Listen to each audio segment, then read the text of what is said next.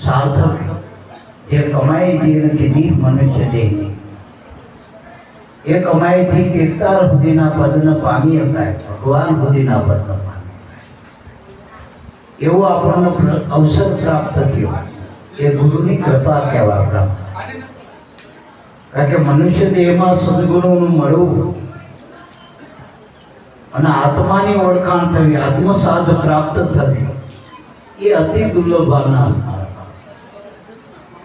એટલે આપણે બધા માનો કે ના માનો, પણ હું તો એમ કહું ધીરુભાઈ અંબાણી કરતા ભાગશાળી વધુ કહેવાય.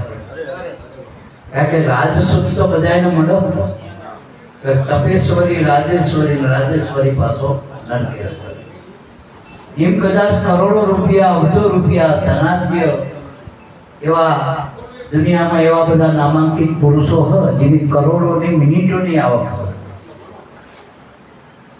પણ કરોડો દેતા જે શ્વાસ નથી મળતો, જે શ્વાસ લેખે લગાવવાનું સાધન જે ભજન છે, કુદરતનું નામ છે, એ નામ આપણને મફત એટલે દાનમાં મળી.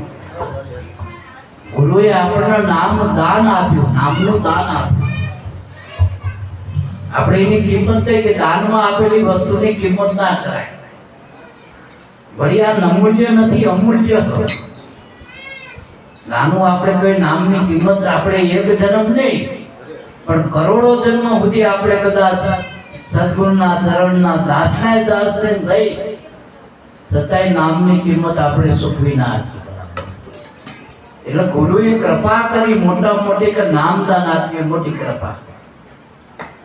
બાકી છોકરા તો ભાગ્યથી મળે આપણને, રૂપિયા પૈસા જેટલું આપણાથી અલગ મળે એ કર્મથી મળે, ભાગ્યથી મળે.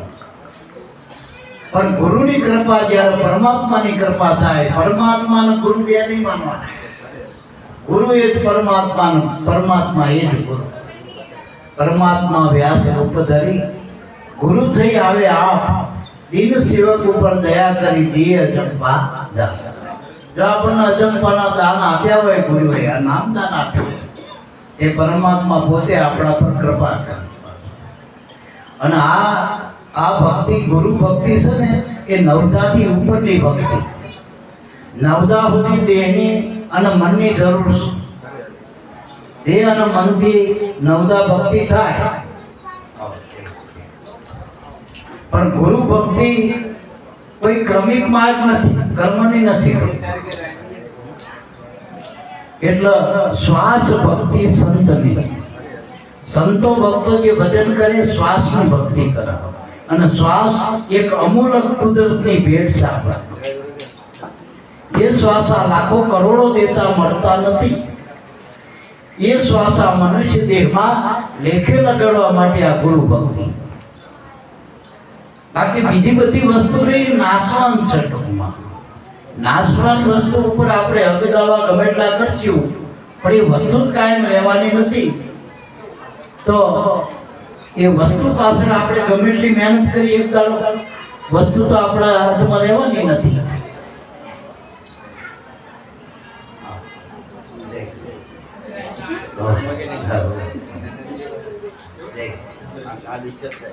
તો શ્વાસ ભક્તિ.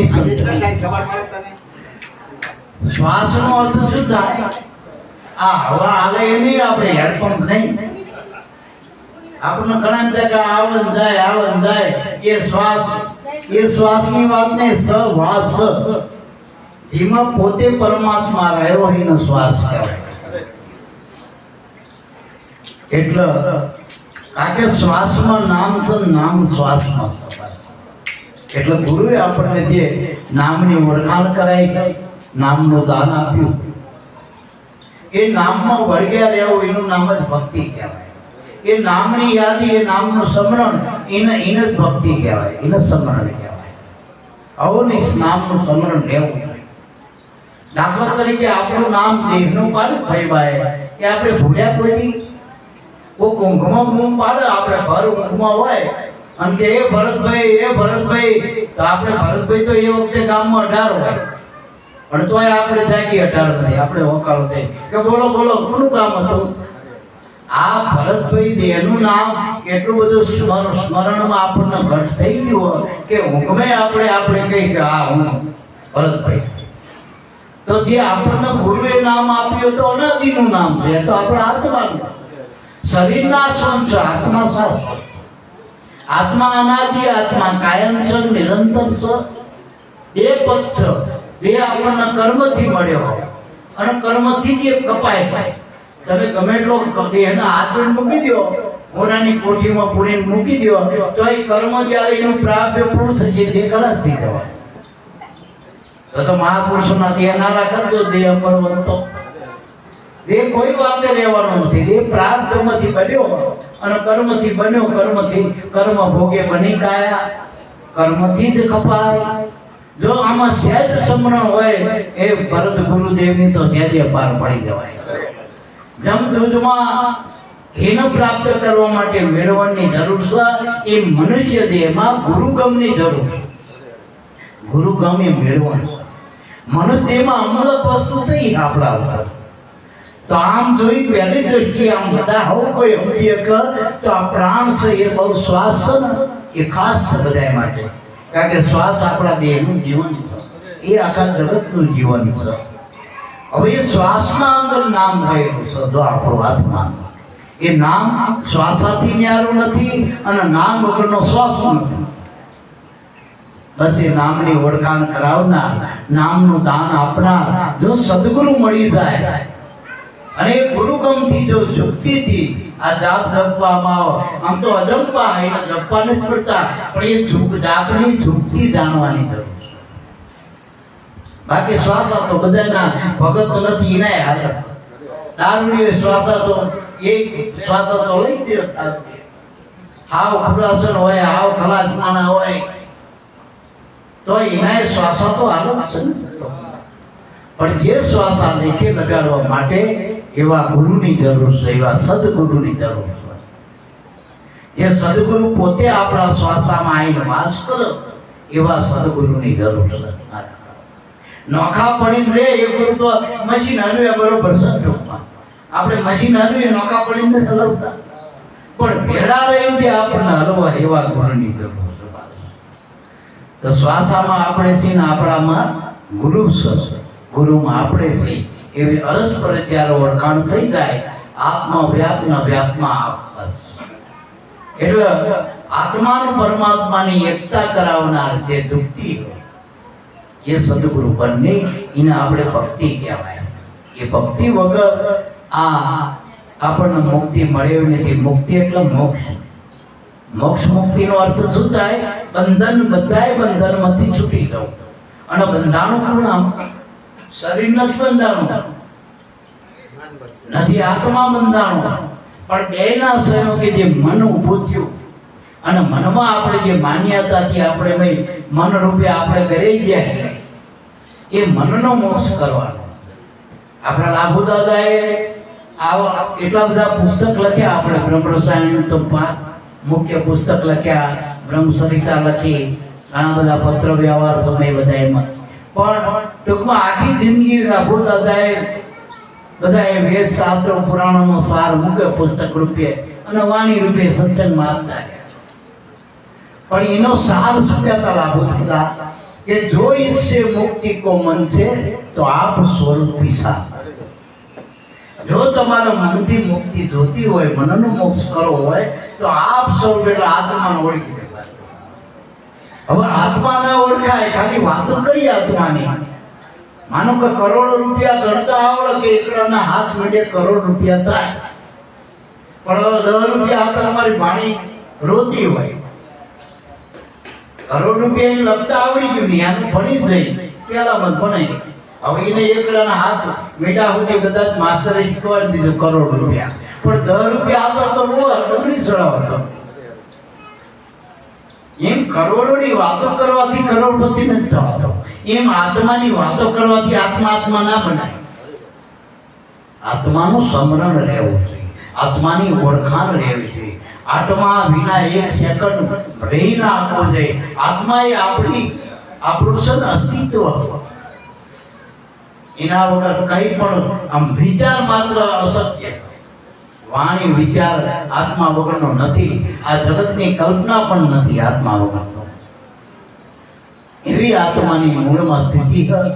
જેમ હોનાના દાગીનામાં હોના સિવાય કંઈ નથી, એમ જગતમાં સાંગોપાંગ આત્મા સિવાય કંઈ નથી. એવું જ્યારે નક્કી થાય, માનો કે આપણા દેહમાં આપણે ખાલી આમ મોઢામાં જ રહી, બોલીયા જ રહી, આંખમાં જ રહી, એક એક રૂમમાં આપણે છીએ. ત્યાં છે એક કીડી બેહાડ બેડામાં અહીં આપણે છીએ, તરત ત્યાં હાથ થાય.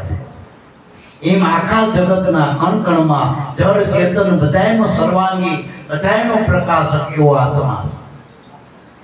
અને એને પકડવા માટે ધ્યાન ક્યાં રાખવાનું? શ્વાસમાં.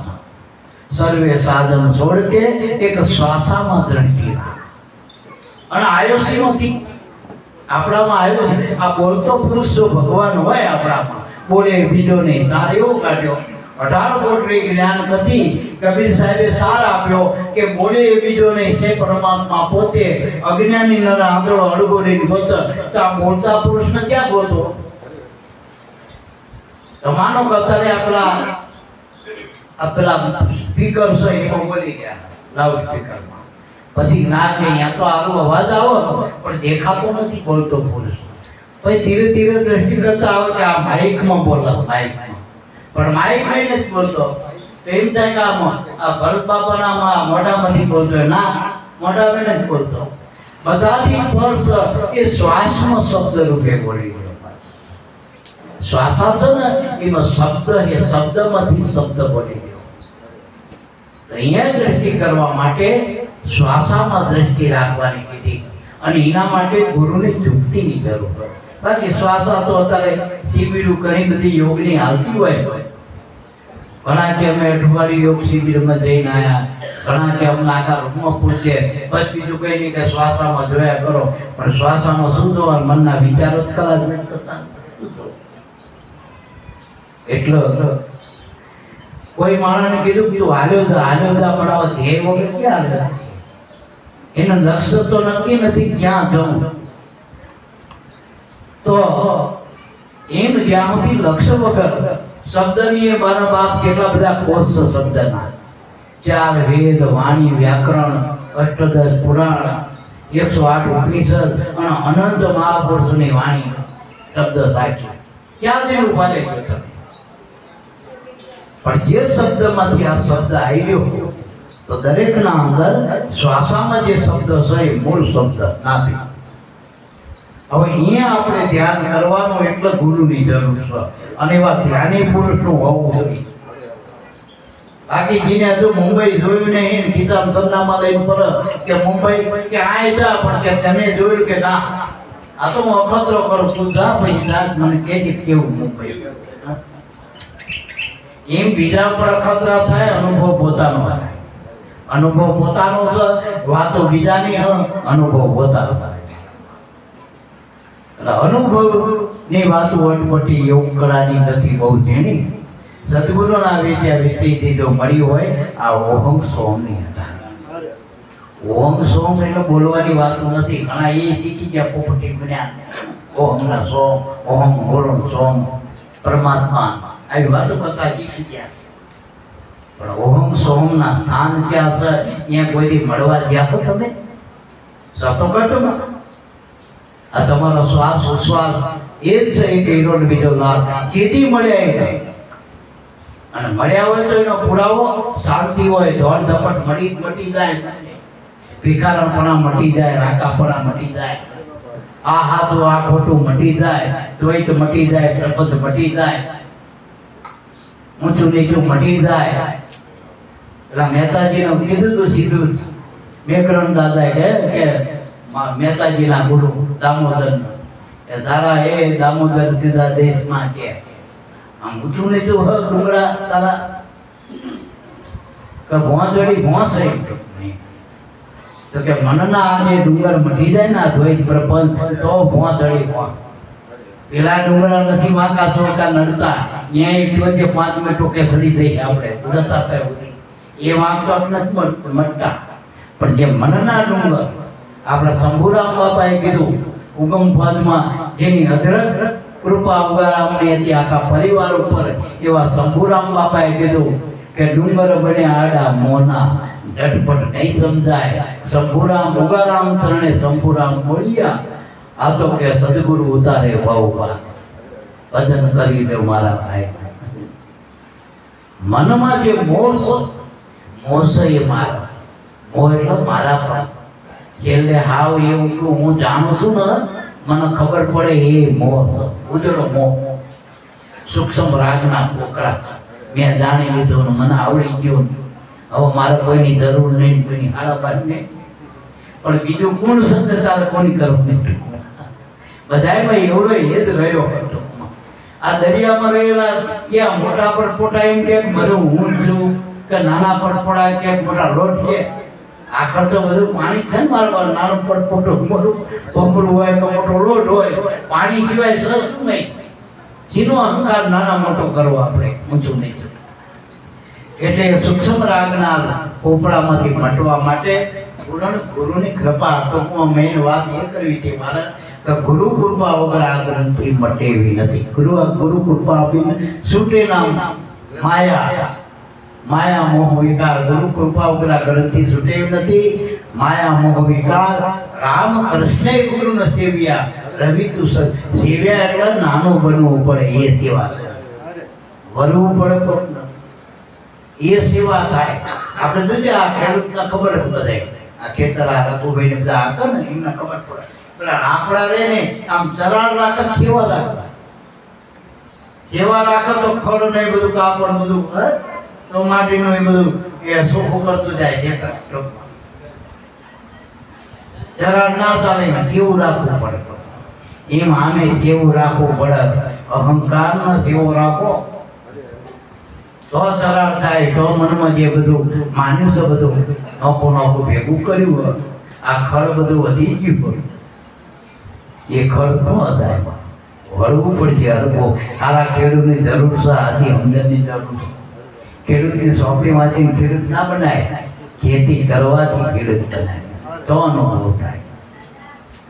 નકર ગ્રામ સેવકો હોય પૂછીએ બધા ખતરા કરાવ ખેડૂત પાસે ઉપરી બિચારાનું ખેડૂતનું પીએ જતું હોય ઘણી. કારણ કે ભૂમિકા હારી ના હોય છે. આ પિક્ચરમાં હોય તે આસામમાં સાના બગીચા થાય, અહીં ડુંગરા બનાવીને આપણે સાના બગીચા થાય ને.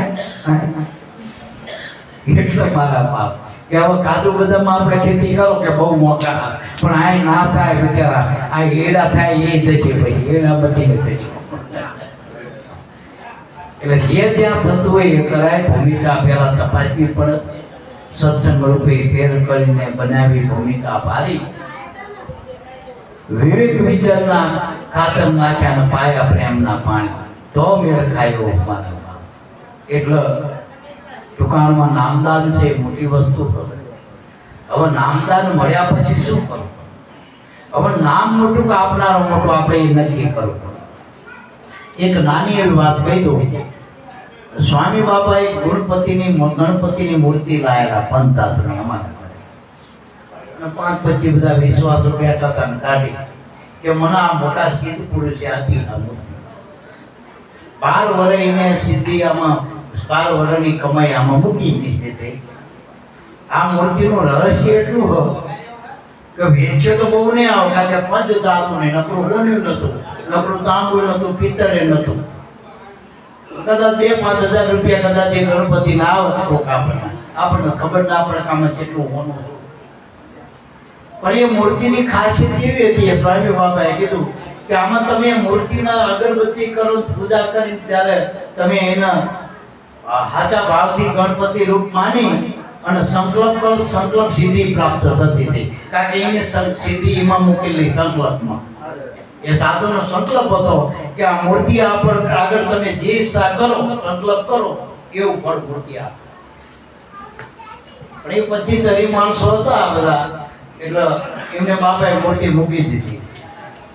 પછી હવારમાં અમારા પિયર મમ્મી બાપાને અગરબત્તી કરવા આવી ને, સ્વામીજીને બધા ઉપર હોતા હતા, બાપા ઉપર હોતા હતા. મને કેવું એક મૂર્તિ હોનાની પડી. મેં પૂછેવી હતી કે ગણપતિ જેવો આકાર લાગ્યો. હું એ સ્વામી બાબાએ રાતે અમને બતાવી હતી. એટલે આ ભાઈ એમાં બહુ આપણે બહુ ભેગા ના કરી, એ બાપા પણ છોડતી. મેં જોઈને કીધું બાપા રાતે તમે આ મૂકી બતાવતા હતી કે હોવ એ સિદ્ધ પુરુષ રાતે કે 2 વાગે આયા તમને બધા ગયા.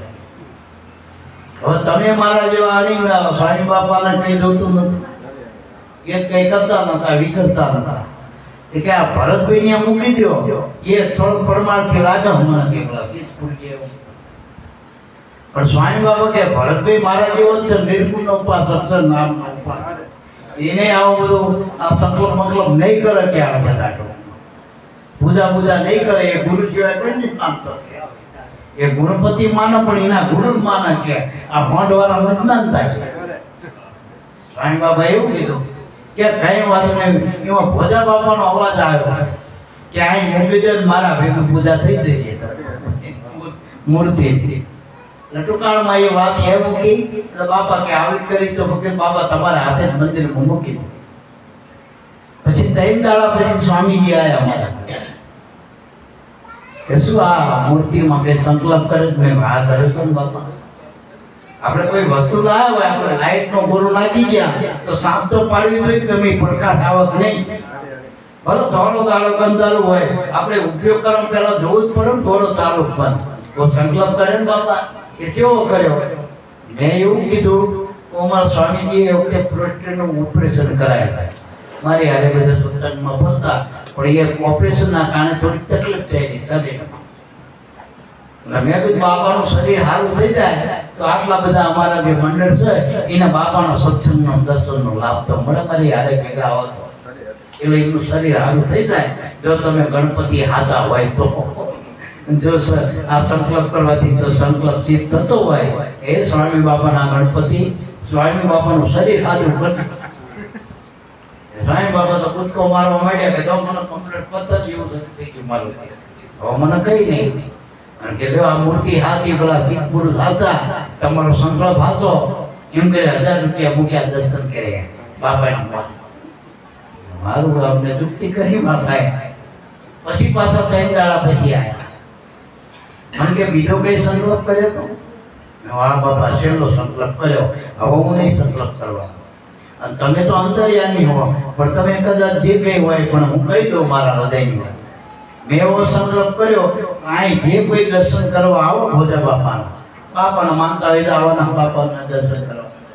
પણ એના કોઈ તકલીફ હોય, કોઈ આર્થિક સમસ્યા હોય, કોઈ માનસિક હોય, જે કઈ સ્થિતિ હોય એની એની સાચી ભાવના હોય તો તમને પ્રાર્થના કર દે, ગણપતિ મહારાજ તમે બાપાના રૂપે એનું કામ કરજો. મેં આવો સંકલ્પ કર્યો. એ પછી તો નાચવા માંડ્યા, બસ આના માટે જ તમને પસંદ કર્યા. એને કઈ નથી હોતું કે બીજા માટે જીવન જીવવા, નકર તમારા સિવાય બીજો હતો કે આટલું હોનું થઈ જાય, આટલી શાંતિ થઈ જાય, મારા છોકરાને બહુ મળી જાય, મારા છોકરાને નોકરી મળી જાય, એવું સંકલ્પ કરે. પણ તમે આવા પરમાર્થી સંકલ્પ કર્યા, હવે તમારી ભાવના જ કામ કરે. તમારી ભાવના જ કામ કરે. એમ ભગવતીના ગુરુમુખી બને ને એ પરમાર્થી ભાવ વાળો હો, એ ભજન પુરાવો. પોતાના માટે જેને કરતો હોય બીજાના માટે કરે. એ મનની રાકાઈની મટી ગઈ, મનના વિકારા મટી ગયા, જેનું જીવન જ ગુરુના માટે થઈ ગયું. અને ખરેખર નામ જેને મળ્યું હોય, ગુરુએ નામ આપ્યું હોય, પછી એના માટે કઈ કરવાનું નથી. એને જે કઈ કરવાનું હોય તનથી મનથી ધનથી ગુરુના માટે જ કરવાનું. એટલે નામ કરતા એ આપનારો ગુરુ મોટો. નામનો તો અધડક મહિમા, પણ નામમાં ગુરુને મૂકો અને ગુરુમાં નામ મૂકો. સમજાય મારી વાત? તો તમે કાયમ તમને મહિમા અંદાજે નામ અને નામી એક રૂપ કરી જાણો. ગુરુ અને ગુરુ એક રૂપમાં એ સમજણ સાચી હોય. હવે પ્રસાદીનો ટાઈમ થઈ ગયો એટલે આપણે બધા હરિહર કરી લઈ. થોડું સુધી ગુરુદેવ